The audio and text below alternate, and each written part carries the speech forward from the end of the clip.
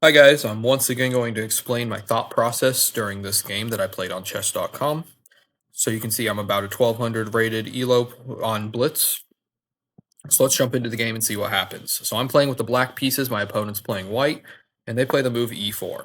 I respond with the Caro-Kann defense, pushing my c-pawn, and they strike with the move d4, and I set up the Caro-Kann as such. They go ahead and play the move e5 pushing, and so I get my light squared bishop out, and they offer to trade the bishops. So I drop it back, which the computer deems as a mistake because they get to double pawns, but my thought process here was if they take, then I can take back and open up the h file for my rook. But you can see my opponent didn't take, and instead I pinned their knight to their queen, albeit not on the standard g4 square. So they break the pin here, and now I play the move e6, pushing my pawn and opening up my dark squared bishop. My opponent develops their other knight, and now I play the move c5, attacking this central pawn, but I can't take it quite yet freely because if I were to capture it, then they would have knight can capture back and go from there. So they defend it again, and I develop my knight to the e7 square. They give me a check, but I just block with the knight, and then they return. Unfortunately for them, they miss that they could take this pawn because my bishop is blocked in by the knight. But they wanted to break the pin once again. So now I put my knight here, and I'm threatening to figure out a way to win the bishop. So they put their queen there. I'm not sure what that does because now I can win a bishop. If I trade my bishop for this knight is guarding this pawn right here. If I trade it, it now no longer defends it, and now I can push this pawn here. And obviously the queen can't take back because now I have knight takes. So they move the knight here, and I am able to win this bishop. They take it back. They take back my pawn with their f-pawn, and then I threaten the queen and pin it. They play the move c3 to break the pin, and I retreat my bishop. They put their knight in the center, getting close, but I just decided to trade knights and then take the pawn back. And at the end of this, I am simply up a pawn and a knight.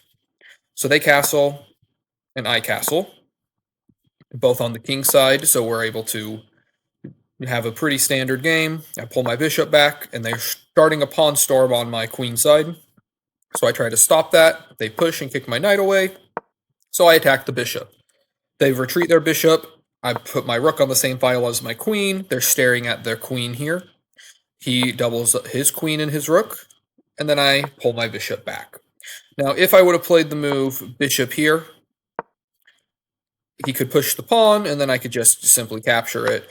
But this comes with a more subtle threat of if he doesn't push the pawn.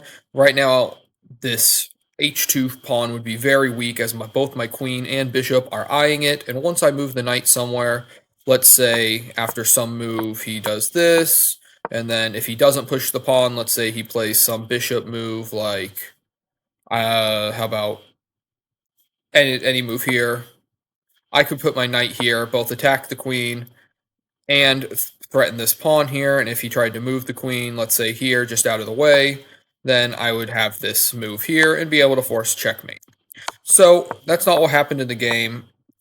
In the game, I put my knight, he put his bishop there, and I put my knight back here to threaten the bishop. He pulls the bishop back, and I create a luft for my king. He pushes the pawn, and I push my pawn. He takes, I take, and it comes with check. So instead of trading off his queen for the bishop, he goes ahead and takes or moves his king out of the way, and now I offer a queen trade. He accepts my trade, and so I get to, this passed pawn on the outside, and now I just have to protect it. So I protect it with my bishop here and offer a rook trade, which he accepts, which he's down a piece, so you generally don't want to do because that helps my position. I'll gladly take that trade. And then he attacks my knight. So I move my knight out of the way. He pushes a pawn, and I start pushing this passed pawn because passed pawns must be pushed. I push again. He puts his rook up there, and then I get my rook up to the 7th rank in order to defend the pawn. He goes ahead and tries to stop the pawn, but what he should have done is go here, because now my rook can't get over on this c2 square, but instead he defends this way, and I get my rook on the c2 square. He takes, and at this point, I do have a checkmate in 2 here. But since I'm a 1200 elo player, I take the rook back. Now, on what he should do here is push this pawn, and I would try to create some sort of advantage like this, where my rook is on the 7th rank, and I'm got his king trapped in the corner, and I can just start pushing pawns. But he unfortunately takes this pawn and hangs mate in 1, which I find at this point. So hopefully you like this explanation of what was going through my head as around a 1200 elo player. If you like the content, make sure to like the video, drop a subscribe, drop a like on this video. If you like the explanations, make sure to let me know as well. And I hope you have a great day.